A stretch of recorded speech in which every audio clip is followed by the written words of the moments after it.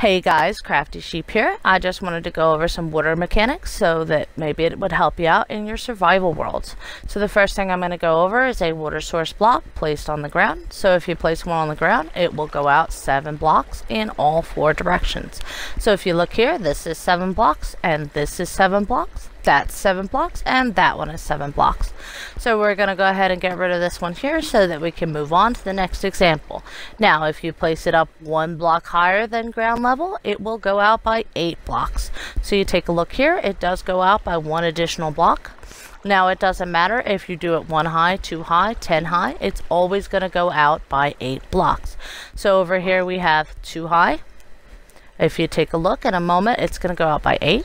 We have 3 high. This one here is also going to go out by 8.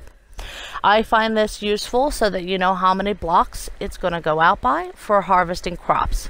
So you can maximize the amount of crops that you harvest.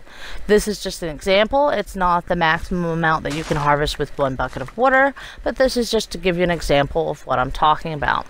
The next thing I wanted to go over with water is the source block for watering your crops. So if you place a source block in the middle, you can go out 4 blocks in every direction. 1, 2, 3, 4.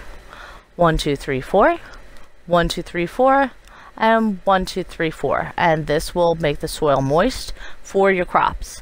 The next thing I wanted to go over is water will always flow into a hole if possible. So if you place a bucket like this, it will flow into the hole. You don't have to worry about it spreading out all over the place or ruining anything. If you place a bucket here with no hole, it's going to spread out that 7 or 8 blocks. That's something to keep in mind. I find this useful because it helps if you want to make stackable fields. So here we have a stackable field. The water source is going down into a hole there. This is infinitely stackable. If you look, you can bring it all the way up into the sky by only using one water bucket.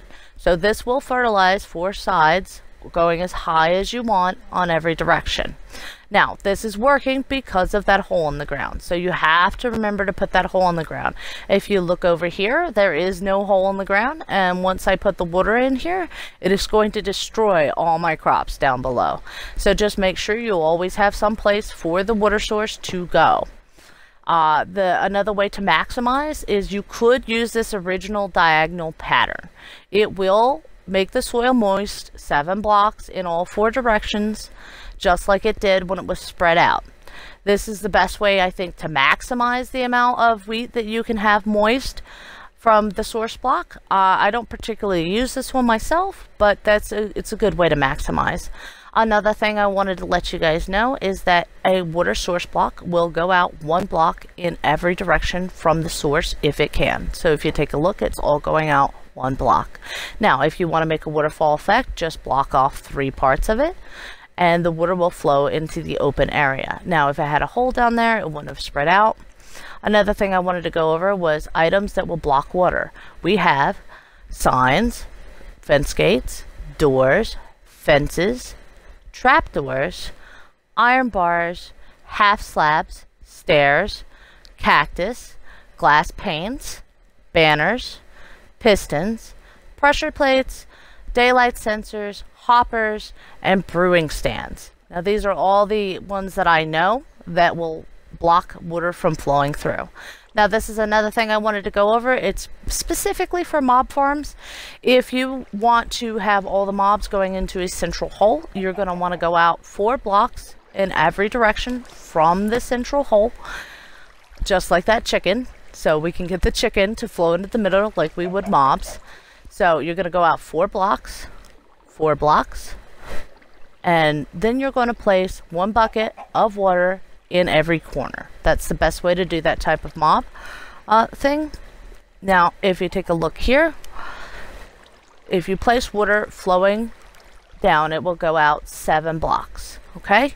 If you bring it up 1, it will go out 8 blocks, just like before. So you notice the theme going on here? Now, if you want to extend a water flow, you just have to cut it off at the 6th block and go down by 1 level. So I cut it off at the 6th block, I went down 1 level, and it spread out. Now you can just do this continuously. So if I bring this down by 1 block, the water flow is just going to continue to go and go and go. Sorry about the cut there. I only have a maximum of 5 minutes record time with the game DVR. But that's a good example there of how you can continue to do that. Now, I'm going to go over replenishable water sources. I think everybody knows this one. If you have a 2x2 square and you put 2 buckets of water in each corner, it doesn't matter which corner, you will have a replenishable water source. So it doesn't matter how many buckets I take out of here, I'm always going to get more water. Now, it will not work if you only do it 2 wide. It looks like it's a replenishable water source, but it is not. So that's something else to keep in mind. Now, when you're doing crops, I do my crops in a row. So if I place a bucket of water on this end, and I place a bucket of water on this end, the middle block will be a replenishable water source. The 2 end blocks will not be. But this is great when you're trying to make crops and fields and things like that. You don't have to keep running back to your well. Now, if you do this with 2 blocks in the middle, it is not going to work. So you put one there and you put one there. They're just going to flow into each other. The only way to fix that is to place another bucket of water in one of the 2 middle spots. But if you do have the 3 wide like before, then the middle will become replenishable. Now, this is something I wanted to go over for people who are having trouble making lakes and ponds and things like that. I used to do it this way for a very long time because it seemed like the easiest way to do it. So what I would do is I would put a cap over the hole that I wanted to fill with water, or the river or the stream, or whatever it was that I was trying to fill with water. And then I would just slowly, one by one, put buckets of water in there. Now, it looked really nice when it was done, and this made a lot of sense to me. It was great, you know? So, but I'm going to show you the problem with this. The problem with this is if you do it, it looks like it's all one full water source. And technically, all the water does go down.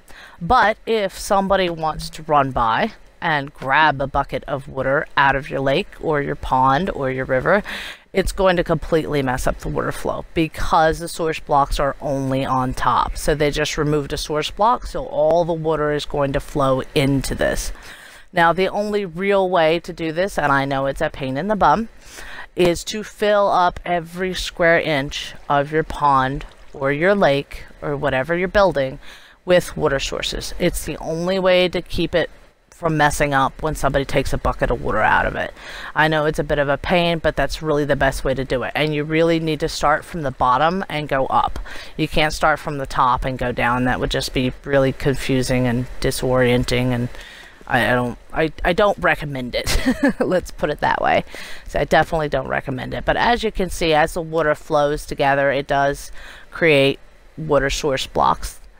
So it will continue to do that all the way up. I'm not going to fill up this whole pond, but I'm just showing you as an example of what you have to do to make sure that the water doesn't end up being stupid. So the water doesn't, yeah, see what I mean? You can now get buckets of water from it without the flow messing up. So that's basically all the water mechanics that came to mind when I was thinking about making this. So I hope you enjoyed it. I hope it helped you out. If I missed anything, let me know down in the comments below. And you guys stay crafty.